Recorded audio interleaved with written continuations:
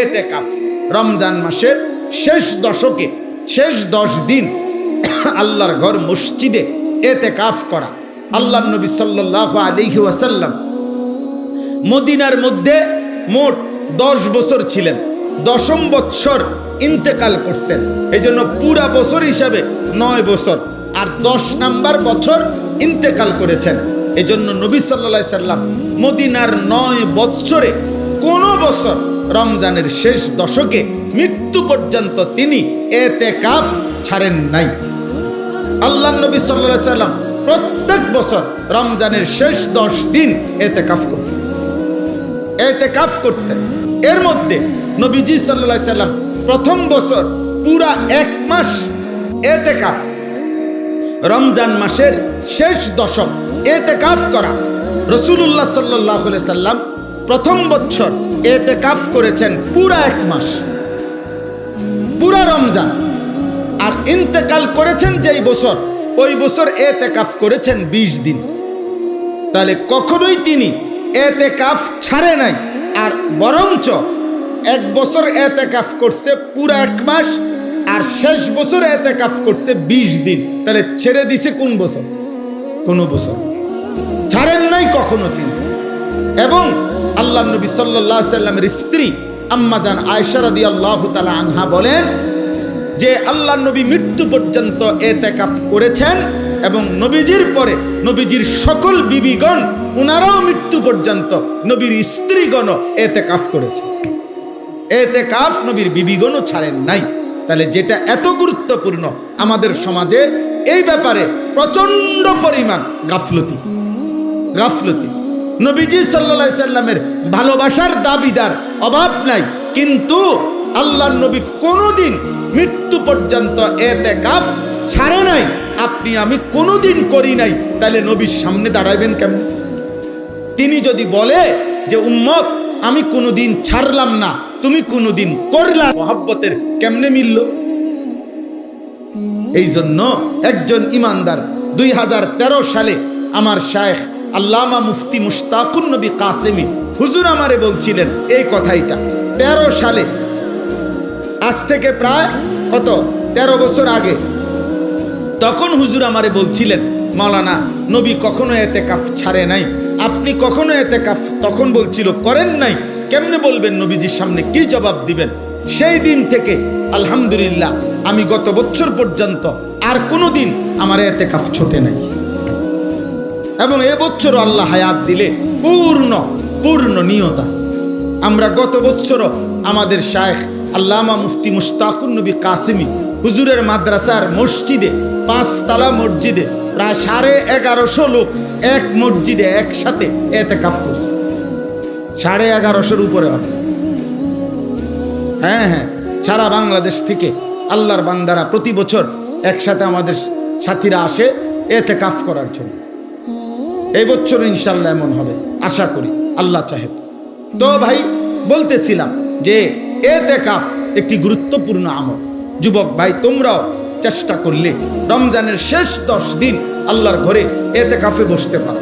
নিজ নিজ মহল্লার মসজিদে এতেকাফ করবা, নামাজ পড়বা, জিকির করবা, তিলাওয়াত করবা। মসজিদে 10টা দিন আল্লাহর ঘরে কাটাইবা, দেখবা কলিজার মধ্যে নূর আসবে, আখিরাতের মহব্বত আসবে, আল্লাহর ইবাদত করার প্রতি নতুন প্রেরণা জাগবে। আমি আবারও বলতেছি, ছেলের আব্বা, একটা মানুষের জীবন সুস্থ স্বাভাবিক জীবন 24 ঘন্টায় খামখেয়ালি। আমি রীতিমতো মঙ্গলবার, বুধবার, বৃহস্পতিবার এই 3 দিন, সোমবার রাতেও আমি পূর্ণ 3টা মাহফিল করছি, কিন্তু মঙ্গলবারের মাহফিল আর করতে দেয় নাই বিজিবিরা। তো এই 3 দিনের মাহফিল আমার ছিল না, বাসায় ছিলাম আমি। এই গত 3 দিন আমি রীতিমতো হাঁফাইয়ে গেছি।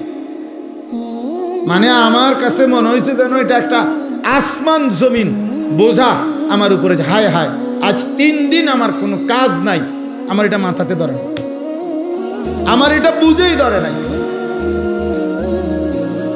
বুঝেই ধরে না। এই জন্য দোস্ত, একজন সুস্থ মানুষ, স্বাভাবিক মানুষ, যে পাগল না, মাতাল না, সুস্থ মানুষ, খোদার কসম, একটা না এভাবে ঘন্টার পর ঘন্টা শুধু মোবাইল টিপে, শুধু নারী দেখে, শুধু ছবি দেখে, শুধু নাচে গায়ে ফুর্তি করে, শুধু বন্ধুদের সাথে আড্ডা দেয়। এত পাগল মানুষ কেমনে হয়? আমি বহুত চিন্তা করছি, এমন তার সিরা মানুষ হয় কেমনে? আমার এটা মাথার দাবি। কোন সুস্থ স্বাভাবিক মানুষ আমার দৃষ্টিতে এমন বেউকুফ, এমন বেকার, এমন অলস, এমন অকর্মণ্য মানুষ হইতে পারে না। কি আশ্চর্য কথা! এটা কিভাবে সম্ভব আব্বা? বলো না ভাই, কিভাবে সম্ভব? বলো কিভাবে সম্ভব? এই জন্যই তোমরাই শোনো, দয়া করে তোমরাই ভাবো, একটা ছেলেই ভাবো, এমন সুন্দর হায়াত, এমন জীবন, এমন যৌবন বেহুদা নষ্ট করে। আল্লাহ তৌফিক দান করে। তাইলে ইতিকাফ, বাবা চাচা যারা আছেন আপনাদেরকে বলি, চাচা আপনারা ইতিকাফ করেন।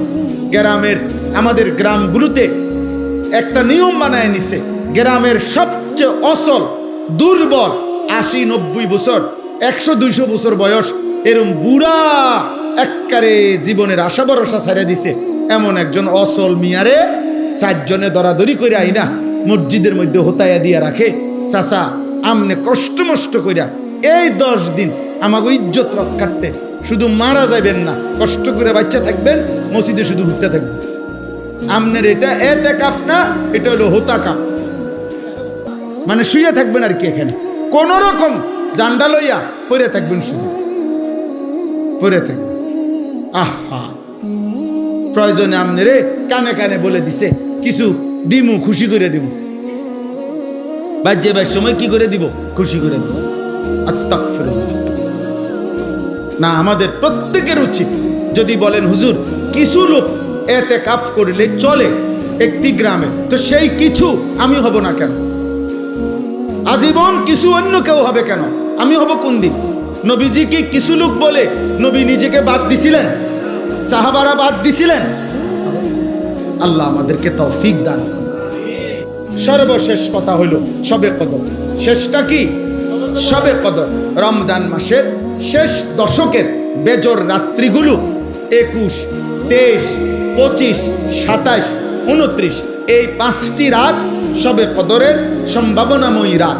এক একটি রাত আল্লাহ যদি শবে কদর দান করে তো 1000 মাসের রাত্রির চাইতো উত্তম নেকি, রহমত, মাগফিরাত আল্লাহ দান করে। সুবহানাল্লাহ। এই জন্য যার আখিরাত দরকার, যার জাহান্নাম থেকে মুক্তি দরকার, তার উচিত রমজান মাসের এই শেষ দশকের বেজর 5টি রাত ইবাদত, আমল, দোয়া, নফল ইবাদত, কান্নাকাটির মধ্যে লিপ্ত থাকা, যেন আল্লাহ তাআলা আমাদের আপনাদের সকলের গুনাহ মাফ করে আল্লাহ যেন আমাকে জান্নাতি বানায়। এই শেষ কথা, এগুলোর বিস্তারিত ব্যাখ্যা ওলামায়ে কেরাম থেকে আরো জেনে নেবেন। তাহলে রমজান আমাদের সামনে 6টা জিনিস আমাদের সামনে। 1 রোজা, বলেন তারাবি, ইফতার, সাহারি, ইতিকাফ, এরপরে শবে কদর। আল্লাহ তাআলা আমাদেরকে তৌফিক দান করে। একজন মুসলমান হিসাবে রমজানকে কদর করে প্রত্যেকের উচিত। রমজান মানে ভিন্ন কিছু। আমার শেষ কথা এটাই, রমজান মানে ইমানদারের জন্য ভিন্ন কিছু, আলাদা কিছু, অনেক কিছু। যুগ যুগ ধরে বুজুর্গানে দিন, আল্লাহর প্রিয় বান্দাগণ রমজান মাসে নিজেদের ইবাদত আমল অতিরিক্ত করতেন। আমার শায়েখ সেই 2013 সাল থেকে শায়েখের কাছ থেকে শেখা এই সবক আলহামদুলিল্লাহ আল্লামা মুফতি মুশতাকুন নবী কাসেমি হুজুর সব সময় বলে, মৌলানা রমজান মাস ভিন্ন কিছু। আলহামদুলিল্লাহ আজ অনেক বছর হুজুরের সাথে প্রত্যেক রমজানের শুরুতে আমরা 2 দিন 3 দিন আগে আল্লাহর ঘরের জিয়ারতে, উমরার সফরে যাওয়ার চেষ্টা করি, আবার শেষ দশক ইতিকাফ করার চেষ্টা করি, এই আশায় যে রমজানে অন্যান্য কাজকর্ম কমাইয়া চেষ্টা করা যে ইবাদত আমল আখিরাতের পুঁজি অর্জনের জন্য বেশি চেষ্টা করা।